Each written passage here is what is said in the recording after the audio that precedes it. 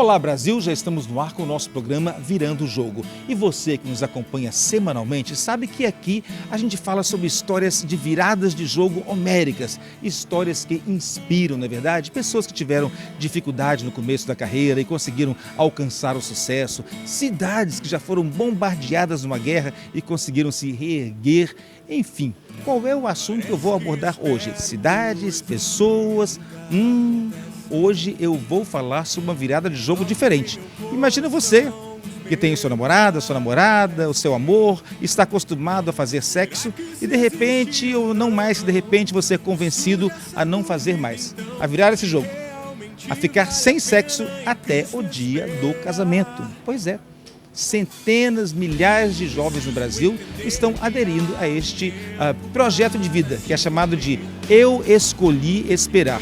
E o pastor Nelson, que é o meu entrevistado de hoje, vai abordar este assunto com a gente. Enfim, sexo, religião, abstinência. O programa promete, hein? Já estamos no ar e eu quero a sua audiência. Eu volto já já.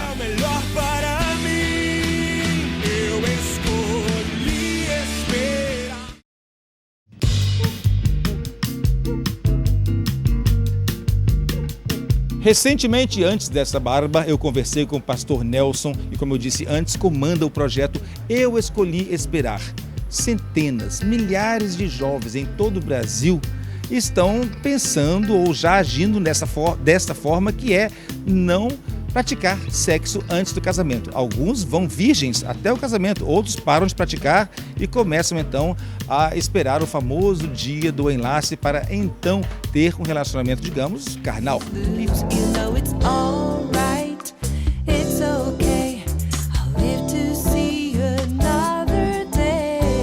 O Eu Escolhi Esperar é uma campanha que trabalha em duas áreas. Nós trabalhamos com preservação sexual, para trazer orientação às pessoas que fizeram a escolha de se preservar sexualmente até o casamento, né? E a campanha também trabalha numa outra vertente, que é integridade emocional, onde nós também ajudamos as pessoas a desenvolverem relacionamentos amorosos saudáveis e duradouros. E a campanha ela é assim muito forte na internet. Hoje nós temos mais de 3 milhões de seguidores nas redes sociais, né? E também nós temos uma outra plataforma de ação, que são as nossas palestras pelo Brasil. Né? Nossa agenda está lotada aí até o final do ano, já são mais de 3 mil convites, né? E assim, nós já, nos nossos seminários, mais de 200 mil pessoas já participaram, então muito trabalho pela frente. Pastor, onde está escrito na Bíblia, eu quero saber, que ter sexo antes do casamento é pecado? Então, lá na Bíblia não está escrito assim: não transeis, meus filhos. Não está escrito. Não está escrito. Então, na Bíblia há a questão do casamento. O que é a questão sexual, biblicamente falando? O sexo é o casamento. Então, o que é o casamento, biblicamente falando? É quando o homem deixa seu pai e sua mãe, assume a sua esposa para serem uma só carne, se tornarem uma só carne. Esse se tornar uma só carne é a relação sexual. É a relação sexual que torna duas pessoas em uma. É o que valida o casamento. Agora, com tantas coisas acontecendo no mundo que horrorizam a gente, como, por exemplo, o Estado Islâmico decapitando cristãos, o Boko Haram dizimando milhares de pessoas, Deus está preocupado com quem vai para a cama com quem, de que forma? Então, eu acredito assim que Deus é um pai. Né? E o pai se preocupa com os seus filhos, o pai quer o melhor para os seus filhos, e eu tenho plena certeza que Deus se interessa, se importa com todas as áreas da nossa vida, por mais insignificante que pareça ser. Então, a questão da vida sexual, eu acredito também que faz parte do interesse do plano de Deus, porque como pessoas sofrem, existem pessoas com vícios sexuais, com distúrbios sexuais, pessoas com má orientação sexual, e tudo isso acaba refletindo e prejudicando a pessoa em outras áreas da sua vida. O meu desejo era assim, orientar aqueles que fizeram essa escolha, né, desejam isso para a sua vida, né, e sofrem os dilemas, as pressões e não sabem. O bullying, porque a pessoa se sentia extraterrestre. Eu me sentia, eu escolhi esperar, eu me casei virgem, né? E teve um momento na minha vida, na minha adolescência, que eu ficava com vergonha de dizer para os meus amigos. Mas pastor, vem cá, e a masturbação? A masturbação Ela não é um pensamento também de sexo. Então, diz a Bíblia que se você pensar, você já está pecando? Exatamente. Aí, biblicamente falando, a masturbação ela é pecado, né? Nós também orientamos que ela acaba trocando mais ou menos 6 por meia dúzia, né? Porque o sexo, biblicamente falando, não é só o ato em si. Jesus disse assim que se um homem olhar para uma mulher e a desejá-la sexualmente, já cometeu adultério com ela. Ou seja, fantasia sexual, biblicamente falando, quando não é com o seu cônjuge, é pecado, né? Então, a masturbação acaba caindo nesse contexto da fantasia sexual, porque é muito difícil alguém se masturbar pensando num smartphone moderno, num tênis, numa bolsa da Louis Vuitton, né? Pensa no Luiz, mas não na bolsa. Hoje em dia tem gente que fica animado com qualquer possibilidade. Mas, pastor, eu pergunto isso porque nesse momento que a pessoa está se guardando, ela deve procurar um escape. Então, a masturbação pode ser uma delas, ou então assistir filme, eu não sei, pensar, ou comer demais, se alimentar e ficar gordo. Não tem aquela história de que quando uma coisa não sai para um lado, sai para o outro? A pressão. Sim, mas em várias outras áreas. Por exemplo, muitas pessoas têm dificuldade, por exemplo, de segurar o seu desejo, o seu apetite sexual. Mas existem pessoas que não têm problema nessa área e acabam tendo dificuldade de segurar o seu apetite à glutonaria, né? E tem outros que são preguiçosos ao extremo. Então, cada um tem as suas limitações, cada um tem os seus pontos fracos, né? Uma coisa não justifica a outra. Bom, se você concorda ou não com o pastor Nelson, isso vai da cabeça de cada um. Mas fato é que, neste mundo capitalista, a indústria do prazer, ou seja, a indústria do sexo, movimenta nada menos que 45 bilhões de dólares em todo o mundo. E este número deve duplicar até 2020. Esse mercado não parece ter nada de tímido. Apetrechos eróticos, 15 bilhões de dólares ao ano. Filmes pornográficos, 10 bilhões de dólares ao ano. Pílulas anticoncepcionais, 16 bilhões ao ano. Comprimidos para disfunção erétil, 5 bilhões de dólares ao ano. E agora aquela paradinha para os comerciais e eu quero que você espere, calma, espere a minha volta dos comerciais, tá bom? Eu volto já já.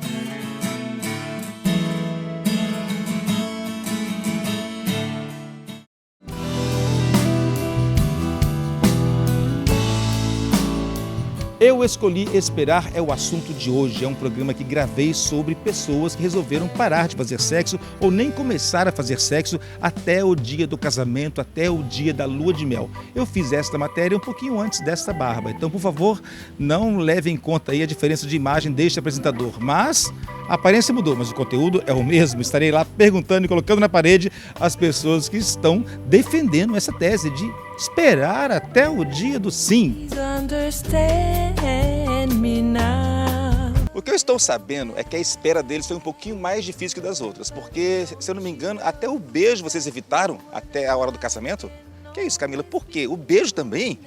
Bom, nós escolhemos fazer essa opção porque nós sabíamos das nossas limitações e dentro do propósito da campanha e daquilo que a gente tinha se proposto a fazer, a gente achou que com o beijo evitaríamos abrir mão disso, pular etapas. Então, por isso, nós optamos ficar sem beijar até o dia do nosso casamento. Tipo assim, não esquentar antes a conversa, é isso mesmo? Exatamente. Mas, Lincoln, para um homem deve ser muito difícil, para a mulher também, mas para o homem consegue ser um pouquinho mais assanhado que a mulherada, né, de vez em quando?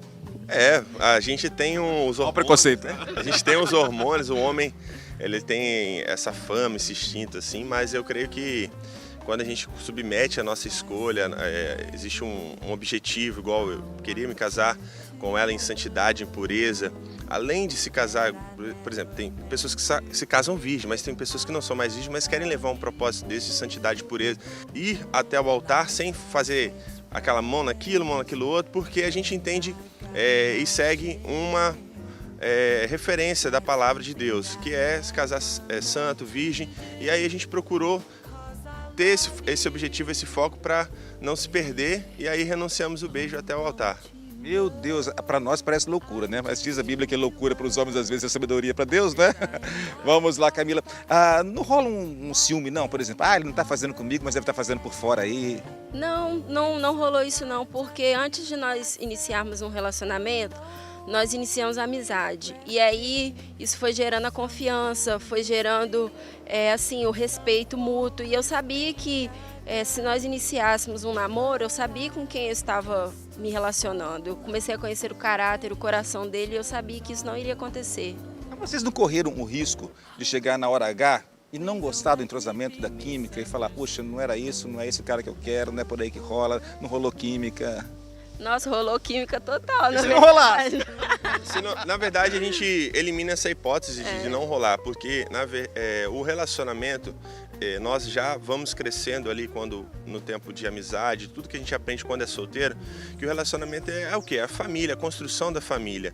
E tudo que nós estávamos construindo juntos, a gente sabia que no momento do sexo, do ato, da aliança, do fechamento da aliança, seria um momento glorioso, um momento muito bom, prazeroso, que Deus nos proporcionaria esse momento com muito prazer.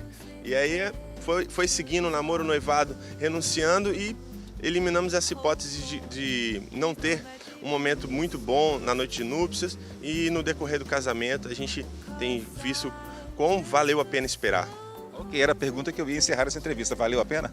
Valeu demais. Tá valendo? Demais! Tudo que nós fizemos, todas as etapas que nós vivemos, tem valido muito a pena. Deus tem honrado nossas escolhas, sim. E tá descontando a espera, beijando muito agora? Demais, todos os dias. Agora Pode beijar a noiva, viu? Embora Embora os pombinhos pareçam felizes, a fórmula talvez não seja a mesma para todos. Ou seria? O sexólogo Carlos Boechat tem uma palavrinha sobre o assunto. Essa escolha, embora o pastor falou que não tenha uma repressão, tem que ter repressão. Porque está fazendo uma escolha, tudo bem, pós-casamento, mas o processo de segurar os desejos numa sociedade extremamente erótica como a nossa, numa sociedade extremamente que instiga a sexualidade em todos os seus aspectos, a pessoa tem que ter um controle de seu desejo muito grande. Da mesma maneira da compra, da comida, como você mesmo colocou, também a pessoa que é compulsiva alimentar, ela tem que ter um controle da comida. O compulsivo tem que aprender a ter controle. Isso é uma repressão, por escolha, mas isso sempre traz algum nível de consequência. E quais são as consequências mais frequentes que o senhor vê no seu consultório ou no dia a dia? Além dos distúrbios sexuais, como ejaculação precoce, falta de orgasmo, dor na relação sexual, a gente percebe a irritabilidade, a gente percebe depressão, sensações depressivas, para ser mais preciso, a gente percebe o desinteresse sexual, luta tanto para não ter, que acaba não desejando, não podendo desejar. Não fantasia a possibilidade do encontro, não fantasia a possibilidade que o sexo é algo importante para aquele encontro. Então, às vezes, se casam e se transformam, pelo menos, é claro, não vou dizer que todas as pessoas sejam assim, né? Depende muito do grupo. As pessoas se casam como se fossem meio que irmãos, amigos, vão ficando uma linda relação de amizade, sem o sexo como ponto principal daquela relação. E como o sexo é o ponto principal de uma relação? O próprio pastor falou que é. Não é o amor? O próprio pastor falou que é a união duas carnes que faz uma carne só. Quer dizer, é bíblico que o sexo pertence a isso. O amor é um sentimento que faz parte dessa união. Mas espera aí, se não tiver sexo, se tiver uma mutilação, por exemplo, um acidente? Você tem outras formas sexuais, ninguém está falando de genitalidade. Né? Agora, você pode amar uma pessoa sem sexo? Claro que pode. Como nós não estamos falando de genitalidade, estamos falando de se tornar uma só carne? Porque a genitalidade é uma forma de você ter uma penetração, seja de que forma for, uma estimulação genital, é uma das facetas do sexo. O sexo não é só uma genitalidade. O sexo é o prazer que você tem no seu corpo e com o seu corpo na troca com o outro. Então, isso é o que é o sexo. Quer dizer, as carícias preliminares, chamadas carícias preliminares, ela é o sexo. Ela esquenta? Não. Ela é o sexo. É mesmo? A penetração e o orgasmo é o final deste processo. O sexo inicia quando você olha nos olhos, quando você olha a boca, quando você começa as pequenas carícias não eróticas, né? Que tudo é erótico, porque a eros vem de prazer e não de sexo. Né? Toda carícia que você faz com a intencionalidade de dar e receber prazer, isso é sexo. O beijo na boca, Wesley, de língua forte, ele é um ato sexual. Então, quer dizer, o sexo não é só. Você pode ter um sexo, uma vida sexual sem genitalidade? Pode, claro que pode. Agora, não pode ser esse foco, porque senão você se torna amigo ou irmão de sua esposa, de seu esposo, não importa que orientação sexual, e isso vai ficar legal? Nossa, um monte de gente faz 50 anos assim. Um monte de gente faz 50 anos de união, onde são amigos, são parceiras ou parceiros, companheiros, companheiras, né? Mas o sexo, a erotização não é o principal. Agora, o que a gente percebe também é que essas pessoas meio que amigas no casamento, às vezes costumam ter alguma coisinha por fora, alguma diversão por fora. Então aí voltamos aos questionamentos morais a respeito dessas questões. Essa repressão toda, né? Dessa repressão toda. Olha, se você vai esperar ou não para ter sexo somente depois do casamento, isso aí, meu amigo, é um problema seu. Mas eu faço questão que você me espere da volta dos comerciais. Vou dar uma paradinha, mas eu quero você aqui com a gente, porque na volta vamos colocar o sexólogo e o pastor lado a lado. High upon the hillside, someone found a letter you wrote me on the radio. E o programa de hoje está apimentado do jeito que eu gosto. Nos blocos anteriores, nós mostramos o líder do movimento Eu Escolhi Esperar, o pastor Nelson, que defende com unhas e dentes que as pessoas devem aguardar até o casamento para terem sexo. Entrevistei também o sexólogo Carlos Boechat, que não compartilha da radicalidade deste veto a comer a merenda antes do recreio. Pois é.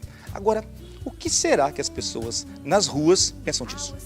Tem que experimentar, não tem como perder a virgindade só depois do casamento. Acho que o princípio, a lei de Deus é boa, perfeita e agradável. E eu creio que a felicidade vem do princípio, do amor de Deus. Amém? Eu não me esperei para casar. Eu perdi minha virgindade antes de casar. Mas eu casei com quem eu perdi a virgindade. Eu acho que a gente tem que ter muita certeza, porque é uma coisa que você não volta atrás. Quando uma pessoa deseja fazer abstinência sexual, se guardar, por exemplo, o casamento, a gente precisa entender também por que a pessoa está fazendo aquela escolha. Existem pessoas que às vezes escolheram esperar, se preservam sexualmente para o casamento porque tem medo de sexo, né? Porque tem pavor de sexo, porque não quer ter essa experiência, né? Então existem também pessoas que tomam essa decisão por motivações erradas, né? Então muitas vezes a gente precisa acompanhar cada caso sendo um caso, né? Mas na religião, de maneira geral, não só cristã, mas em todo o mundo, existe aí um interesse especial pelo sexo ou pela castração dele, digamos assim. Por que isso? É um controle. É um controle sobre a pessoa. Você controla o prazer, você controla a pessoa. Se você quer uma pessoa muito devota, você tem que transformar a devoção no grande prazer de vida daquela pessoa. Então, se essa pessoa tem outras formas de prazer, ela não vai se dedicar tanto àquela instituição, ou àquela religião, ou àquele trabalho, ou àquela questão. Então, o controle do prazer faz um controle de qualquer prazer, o sexo é um deles, faz um controle sobre certos comportamentos que as pessoas colocam. Apenas complementando o que o pastor colocou, o que eu penso também é que muitas pessoas fazem escolhas, entre aspas, pastor, por pressão do grupo em que se encontram, né? Eu sou um evangélico, eu sou um religioso qualquer, de qualquer segmento, e há uma pressão do grupo, até mesmo sutil, subliminar, ou às vezes explícita, em que a pessoa não está fazendo uma escolha. Né? Teoricamente, não, eu escolhi isso. Não, eu escolhi porque eu tenho uma pressão em relação a isso. Então, esse é onde causa os pequenos distúrbios e infelicidades desta pessoa. O senhor concorda, pastor? Concordo, é plenamente possível mesmo que isso aconteça, apesar de que, por exemplo, no caso, vou falar da onde eu atuo, que é entre os evangélicos, né? Nós temos pesquisas que apontam assim, que os jovens evangélicos, eles têm uma vida sexualmente ativa. Assim, a cada 10 jovens solteiros na igreja hoje, no Brasil, a cada 10, 8 não são mais virgens. E mais da metade desses têm uma vida sexual ativa. Então, eu comecei a campanha justamente por isso, né? Porque eles não se preservam, né? Eles não se guardam sexualmente. Então, nós começamos para poder tentar trazer uma orientação, tentar mostrar porque a importância daquele valor, né, dentro da religião. Claro que eu acabo atuando na esfera religiosa, né, que é assim, é a minha devoção, né, como o doutor falou. E a sua entrega, né?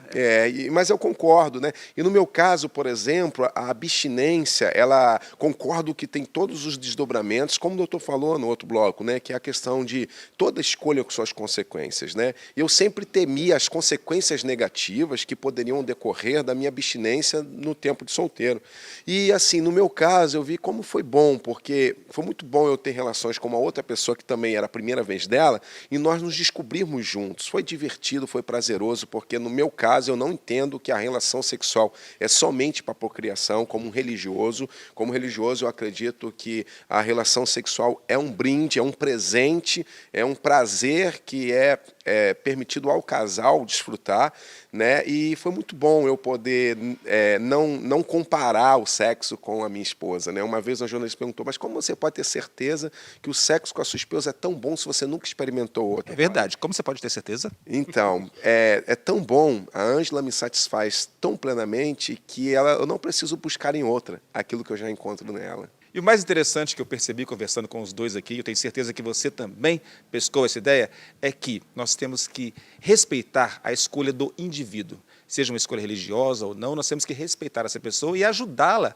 a caminhar a partir deste momento, não é isso? É uma coisa importante que você está falando, que eu me preocupo enquanto psicólogo e educador, é que quando a gente tem um discurso de quando a gente fala escolha, respeitar a escolha, a gente corre o risco das pessoas, no nosso telespectador achar que tudo pode. Não é bem assim. Eu escolhi ser sadomasoquista. Você tem que verificar se nessa escolha sua de sadomasoquismo não está fazendo mal a alguém. Né? Se você está fazendo sadomasoquismo e você está feliz com essa alguém que é feliz contigo, é um questionamento a respeito, que histórias são essas. Mas a gente tem muito a ideia de que hoje pela internet tudo pode. A gente tem que entender que não é tudo que pode não, porque o ser humano não pode tudo que é possível. É muita coisa que nós somos possíveis para a nossa dimensão. Então a gente tem que realmente fazer escolhas que são benéficas a nós e na onde estamos inseridos. Porque nós somos esse ser social, esse ser em interação. Voltamos à Bíblia, né? Tudo podemos, mas nem tudo convém, né? Exatamente, exatamente.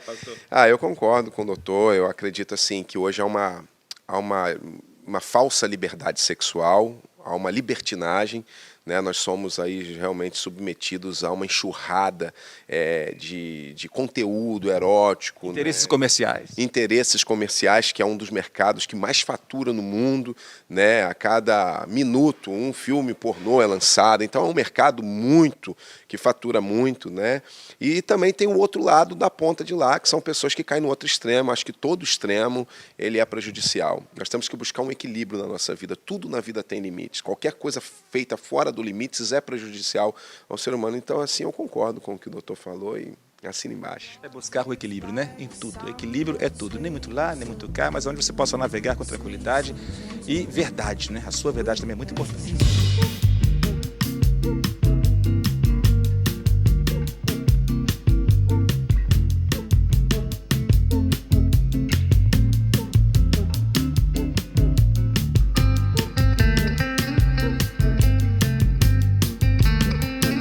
E assim chegamos ao final desta edição diferente, especial, antes da barba do Wesley aqui, do nosso programa Virando o Jogo. Tenham todos uma ótima semana, fiquem com Deus e muito obrigado pela audiência, tá bom? Até a próxima.